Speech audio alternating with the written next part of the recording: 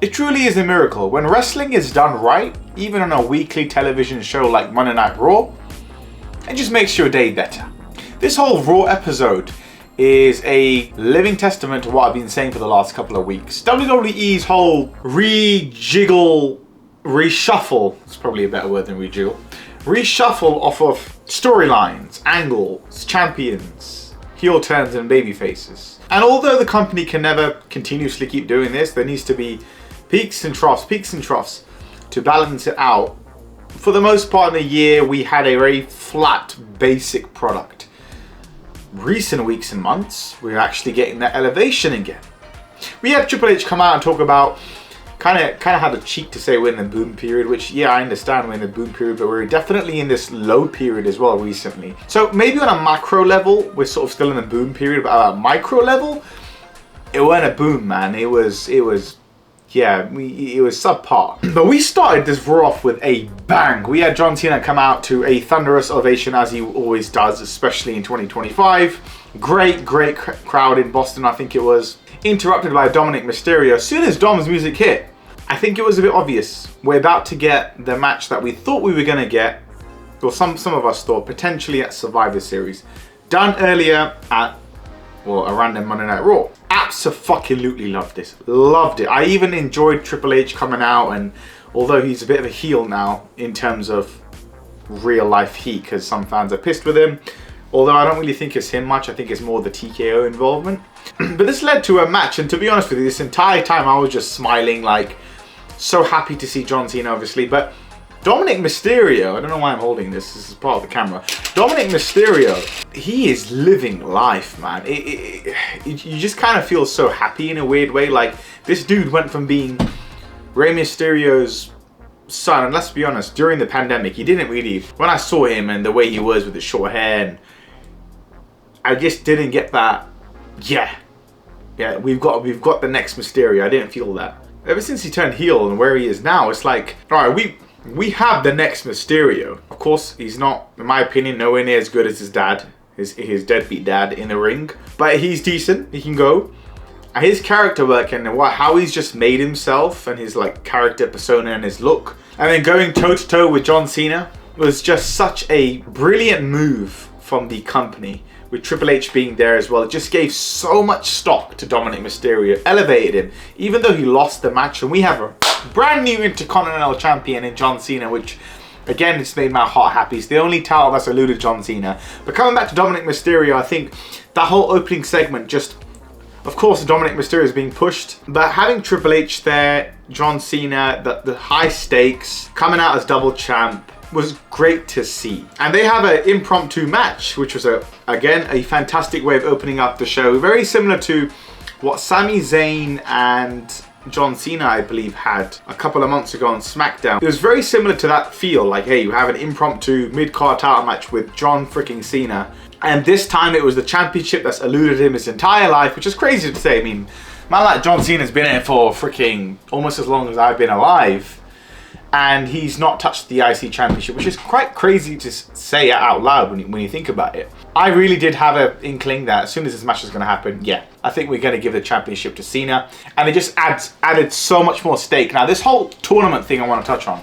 This is what I mean. When wrestling is done right, there's an amalgamation of different things done together. It's not just one singular or individualistic thing. There's a multitude of things at play. Great opening, title change. Everyone's happy. Cena's won the championship he wanted.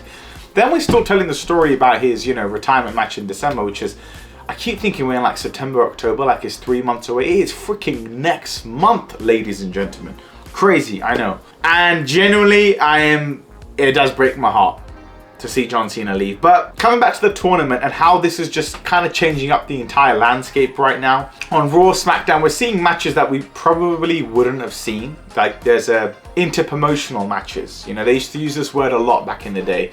Back during the Ruthless Aggression era, any of you fellow wrestling fans from that era, you would have known the concept and the phrase of inter-promotional. They don't really use it now. Was a very big thing back then because it was almost blasphemous when someone crossed brands without crossing brands. Without changing brands.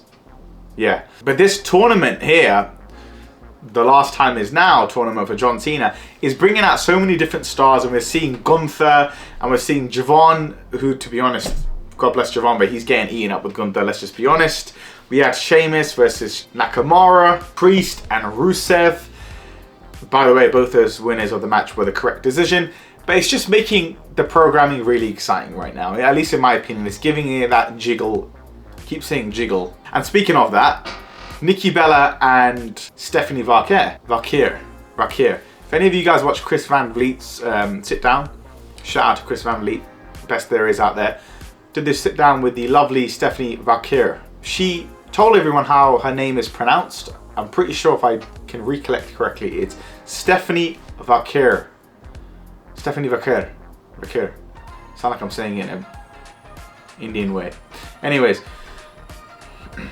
But yeah, it's not that difficult to say, people. I'm not sure why people get so stuck on it. The only person I can excuse for saying her name wrong is Naomi, like Stephanie Velcro and shit. Like, that was iconic. But we got a heel turn as well in Nikki Bella. We saw this coming, but it's great. Perfect story to keep Stephanie busy for the remainder of this short period we have in this year. So we had a very fruitful edition of Monday Night Raw. And going back to the concept of interpromotional, as I mentioned, courtesy of the John Cena Retirement Tour tournament. As I mentioned, interpromotional was last, at least I heard in the WWE, was used profoundly during their whole Survivor Series period in the year, the season, Survivor Series season in the year, especially during the Ruthless Aggression era, where you had superstars from opposing shows go head to head. And that's exactly what we got on this show outside of the tournament. Outside of Cena's retirement tour, we had Cody Rhodes there, and they have now built up said Survivor Series PLE's Wargames match, where they are building up said PLE Survivor Series. The match that has replaced the 5-on-5 SmackDown vs. Raw, which is now known as, and I can say it because I'm British, Wargames. Now, I'm not gonna lie, I'm gonna make a separate video on this one. Survivor Series is one of those PLEs around this time, right? It's the fall. You know, for you Americans, you guys go into Thanksgiving. We go into Black Friday mode a bit early here in the UK.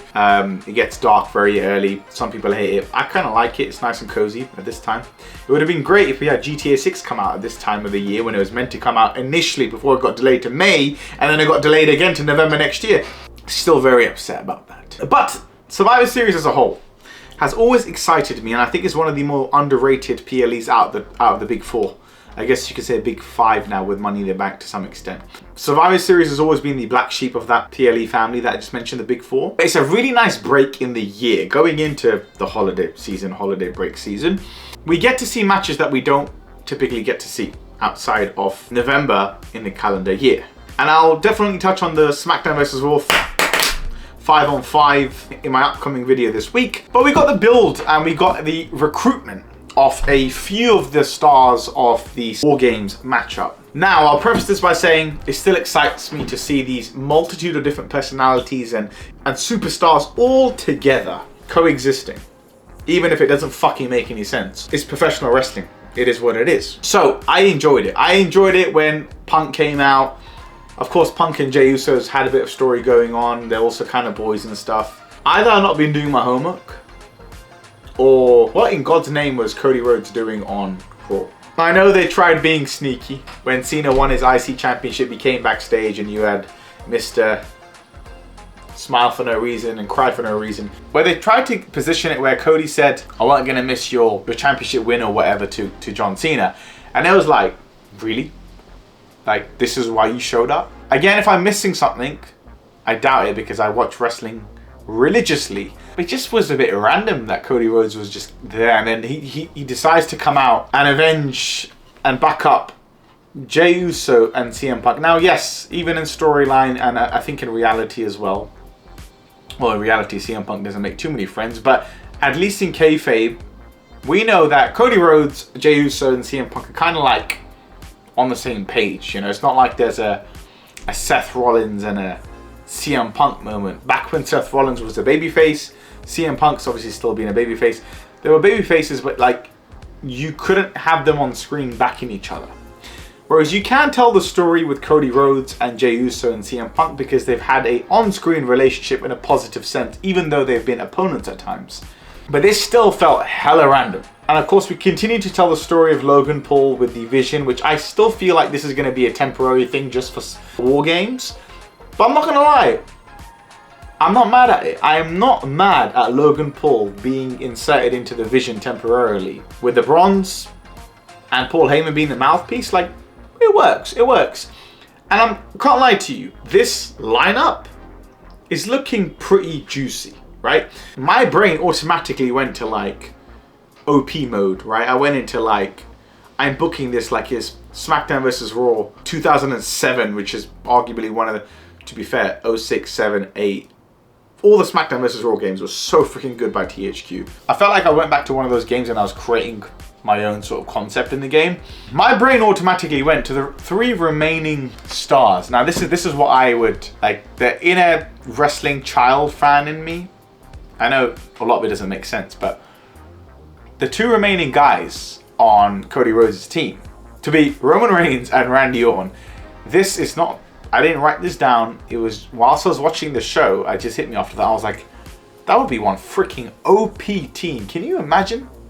Now, don't know if that's going to happen. Don't know if it's going to be LA Knight instead of Randy Orton, because the Randy Orton one doesn't make too much sense. But again, Cody Rhodes coming into this doesn't make too much sense, and Randy's got the relationship with Cody, and they could tell that story there.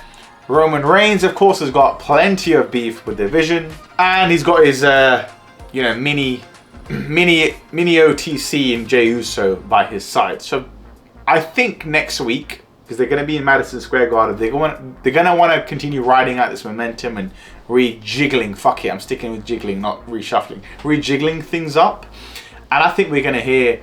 Sorry, we're going to see the OTC return for the gazillionth time this year, just this year.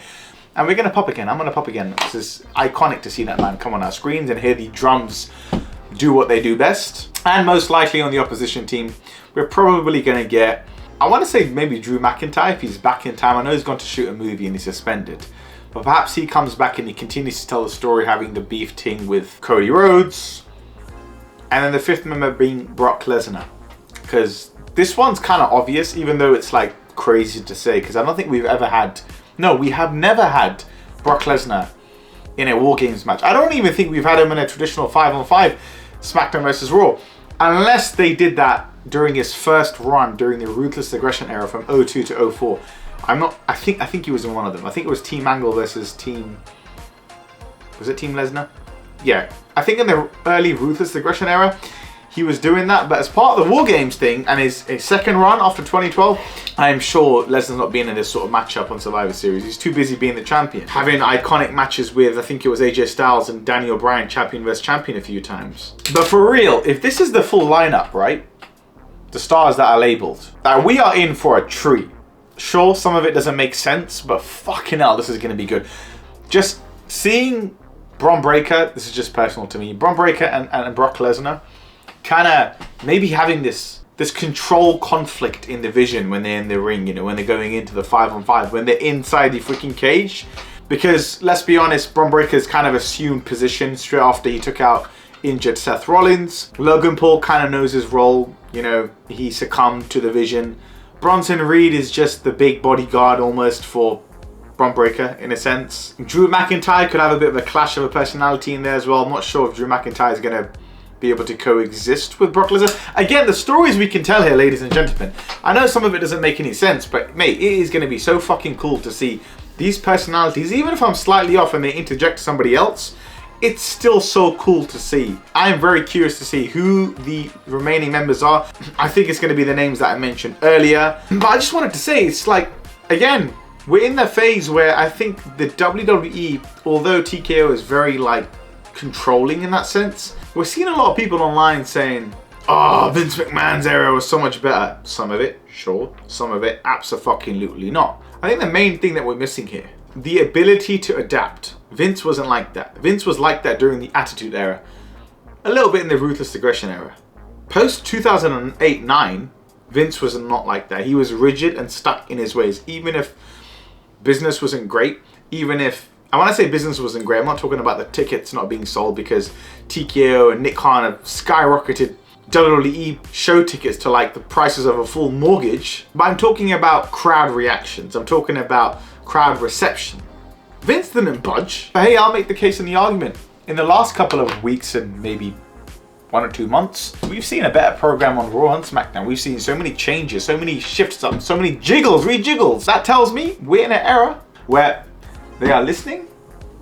And if we're not getting what we want, they will pivot. So let's see, because honestly speaking, in the last couple of weeks, I haven't even touched on the Kabuki Warriors. Big up the Kabuki Warriors, by the way. Kairi Sane is such a freaking sweetheart. She does her role so well. Like, it doesn't even come across cringy. Like, you know how she's doing the whole, oh, I have to listen to Asuka, and when Asuka says Kairi's name, right, it's so fucking funny, and it's actually entertaining. It's a bit cheesy, but it's super entertaining. And of course, they're telling a similar story on women's end of things, with a lot of the stars being interjected and recruited into the Wargames matches there. But I am going to make a video on the Wargames matchup and the Survivor Series concept for this Thursday, so keep it locked in on the channel. But yeah, I was entertained. I was sports entertained on this Monday Night Raw. I had a good time, and I'm looking forward to Survivor Series. And on that note, I'll catch you guys in the next one. Peace.